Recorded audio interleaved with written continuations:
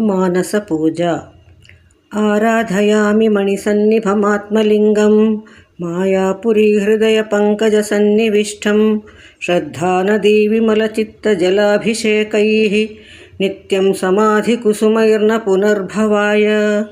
रत्नैः कल्पितमासनं हिमजलैः स्नानं च दिव्याम्बरं नानारत्नविभूषितं मृगमदामोदान्वितं चन्दनं जातिचम्पकबिल्वपत्ररचितं पुष्पं च धूपं तथा दीपं देवदयानिधे पशुपते हृत्कल्पितं गृह्यताम्।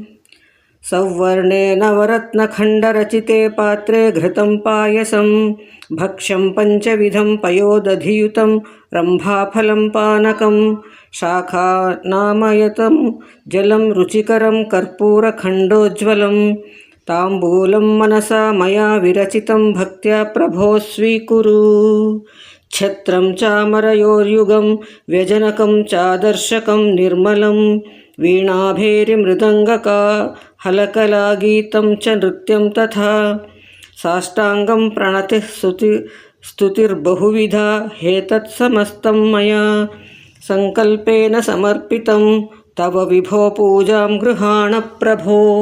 आत्मा त्वं गिरिजामतिः सहचराः प्राणाः शरीरं गृहम् पूजा ते विषयोपभोगरचना निद्रा समाधिस्थितिः सञ्चारः पदयोः प्रदक्षिणविधिः स्तोत्राणि सर्वा गिरं यद्यत् कर्म करोमि तत्तदखिलं शम्भो तवाराधनं करचरणकृतं वा कायजं कर्मजं वा श्रवणनयनजं वा मानसं वा अपराधं विहितमविहितं वा सर्वमेतत् क्षमस्व।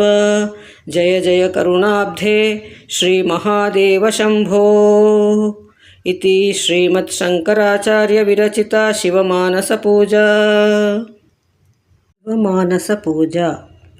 आराधयामि मणिसन्निभमात्मलिङ्गं मायापुरीहृदयपङ्कजसन्निविष्टं श्रद्धानदीविमलचित्तजलाभिषेकैः नित्यं समाधिकुसुमैर्न पुनर्भवाय। रत्नैः कल्पितं